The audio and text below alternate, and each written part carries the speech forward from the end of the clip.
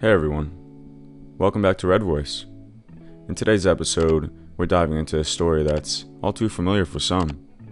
It's about love, trust, and the heartache that comes when both are broken. Grab a seat as we explore the twists and turns of a marriage that did not stand the test of time. Wife left me after she met her coworker at new job. Hi, first time post here after seeing many posts, and thought maybe this is where I, 31-year-old male, would share my story. Been with my soon-to-be ex-wife, 28-year-old female, for 7 years, married for 5.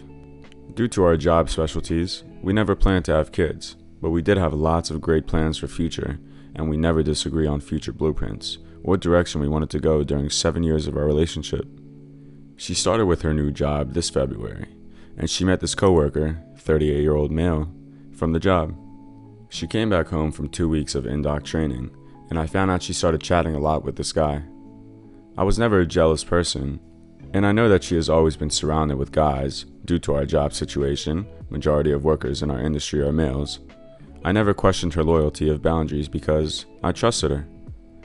But I realized she started texting with this person a lot, and I brought it up 2 times in March. She kept reassuring me that's the guy I don't have to worry about. He's just her friend that happens to be they have lots of common topics to chat about. They're both Christian, so they talked a lot about the Bible. I'm not religious. She said she has no problem to stop talking to this guy again if I didn't feel comfortable. But I knew they were going to training again in the end of March. I knew it's impossible, so I didn't stop her. I asked her if she's happy in this marriage, or even before this event, I would constantly check on her to see if there's anything I could improve on, or just see if she's doing okay in this marriage. I never got any kind of negative feedback.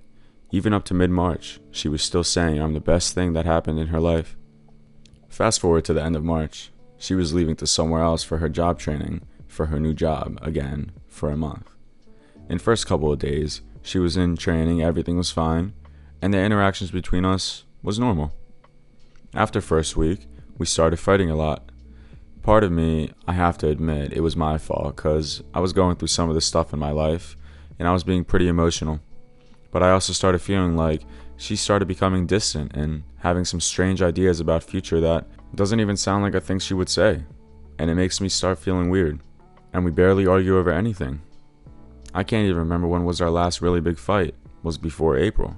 I felt bad for having to argue with her over things during her training because I know how important it was for her. But mainly, we were fighting over she didn't really keep the boundary between her and the guy. And I knew for the fact that he was pursuing her. Finally, she brought up that she needs some space and time to think about our relationship and future. And she told me she still loves me, but it's not the same anymore. I was in lots of confusion, but I respected her and gave her some time, because at that moment, I didn't really know what was going on. Shortly after a couple of days, she brought up divorce over FaceTime. My world collapsed, and at that moment, I still had no idea what was going on, but I had a gut feeling she might be leaving with the person. Finally, she comes back home in mid-May. I went to the airport picking her up. When I saw her, I immediately knew that she's not the person I knew. She wouldn't even give me a hug at the airport after a month and a half not seeing each other. She came home and didn't even unpack her luggage. The first night she came home, she looked into my eyes and straight up told me she wants out. She wants divorce and she doesn't love me anymore. That first night was hard, and I was hurt so much. But I was holding on to hope. Maybe I disappointed her during my emotional waves in our arguments, so I was trying to sort things out. The next day suddenly becomes a different person. She claimed that she wants to clean the house for me, and let's create a nice memory for the last couple days before she leaves. I knew it sounded weird, and I felt she was lying about lots of stuff and holding back from me. So I went through her phone for the first time in 7 years. I found out before she came back, she was already in a relationship, signed the lease with the other guy to move in together. At this moment, it was only a month and a half from when she left home in the end of March, and she said to the guy she's willing to give up everything for him to start all over again.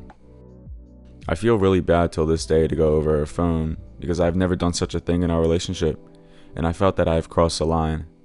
But at that moment, I decided to take screenshots of their conversations and pretended nothing happened just to see how far she would push for all these lies she had told me. The rest of the days I kept asking her questions related to her and this person, and of course, I never got any truthful answers. So that night, when we were talking, finally I got irritated enough. I started questioning her and got mad. She started blaming me on my issues, and that's why we can never be together. She was lying until the very last moment, even when we were having some heated arguments. She then decided to leave that night, and the first thing after she left, I sent her all the screenshots I had and told her I already knew everything. It was just I was really trying to see how far she would push this thing. She said they only started their relationship after she brought up divorce, so it's not cheating. She also told me she's been wanting out for the longest time, just waiting for the right moment, because I'm very controlling and abusive. Seeing her left and knowing that might be the last time I see this person in my life might be one of the hardest things to see in my life. Until the very last moment, I was almost just asking her to be honest with me and give this marriage some respect. She was the greatest wife for 7 years. I don't understand how she could have changed in such a short period of time. And that, until this day, still leaves me with lots of confusion and questions. I know all the past and the love she had for me was real, but how could that just disappear like that? Shortly after she moved out, I hired a lawyer and filed for divorce already. She said she doesn't want the bags I bought her, the house, cars, or any spouse support or money. She just wants out. I don't really want to make this decision, but at the same time, I can't afford her to change her mind, so I did that right away and already got the paperwork signed back to me. It has been 2 months since that day she told me she wants a divorce. I'm doing a lot better now, and I'm trying to focus on myself for a new life and to be a better person. I know I'm not perfect, and we didn't have a perfect relationship, but to run away from a marriage, go into a relationship, and now living together with this person in a time span for less than 2 months? I think the things hurt me the most was all the memories we have, all the things we built together and plans we had for future. Maybe I'll never understand why everything could just change in such a short period of time because she met a person and everything went down the drain. It's a harsh reality check when the person you've built a life with changes course so suddenly. Our OP's experience is a stark reminder that sometimes the unexpected happens, and it can leave us reeling, searching for answers when there are none.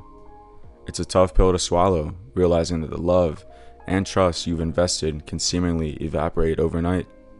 But it's also a call to reflect on our own strength and the importance of staying true to ourselves, even when faced with profound betrayal.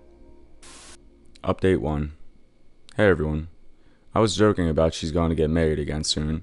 I never thought I would be able to give you some minor dramatic updates right away. I knew she was ring shopping and looking for places to get married when I saw her browsing history when I went through her phone, but at that moment, I didn't really think that much, and that's why I didn't even mention it. Today she reached out to me and asked if the divorce case has been filed and settled. When will she get the divorce certificate? I didn't respond to her text as I don't think I'm obligated to respond to this kind of subject, but I found that laughable. When she brought up divorce, she said she did lots of research and stuff already. How could she not know that where we live requires 6 months of cooling off period from the date the last person gets served paperwork, which was June 10th, I believe. And she's already rushing, asking about when will she get the divorce certificate? Does she want to get married again that desperately?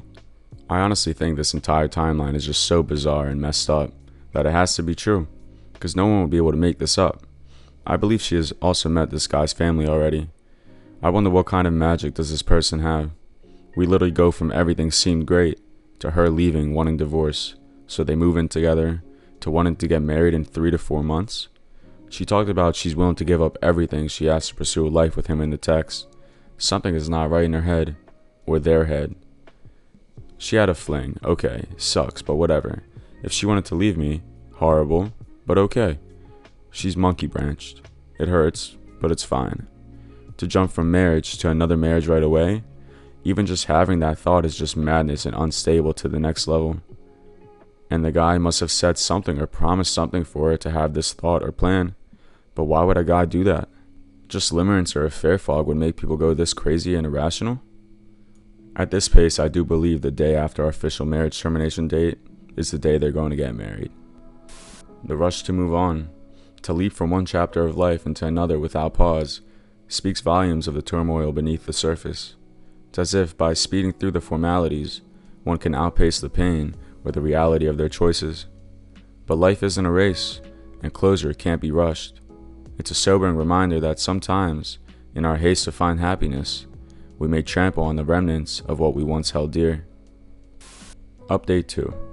Okay, I know it's not exactly 6 months from when I posted, but it has been almost 6 months since the day I thought my world collapsed. Our official marriage termination date is coming up, so I thought I would share some experiences on this journey of recovery. I have been really focused on myself and thriving in life. Ever since this happened, I've been traveling around the world. Hawaii, Amsterdam, Vietnam, Taiwan, Australia, Norway, Germany, and I still have another trip planned to go to Korea, and maybe one more place that I don't know where yet. The job has been awesome, and I think it's already well established. I don't have to worry about where I go or what I'm doing with my career.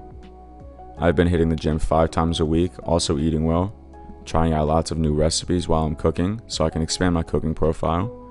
I also reconnected with lots of old friends and made some new friends. I've been looking for myself and trying to build a whole new life without letting my old life and memories trap me in the past. Do I miss her from time to time? It would be a lie if I say I don't. Do I still think about what happened or the things and dreams we had? Yes, I still do. I remember when I was in Oslo, where we always wanted to go. I took a picture and out of nowhere I thought of her. I didn't feel sad, it was just a weird moment that reminded me of her. First 2 months from the moment she told me she wanted to divorce till she came home, I found out she was already in a relationship with this person. It was hell, I'm not gonna lie. But on my birthday in June, I told myself, it's the first day of my new life. And I promised myself 1 year from that day, looking back, I'll make myself proud. It has gotten a lot better, and less frequently I would think about everything in my mind. Even when I do, it's not as painful as it was.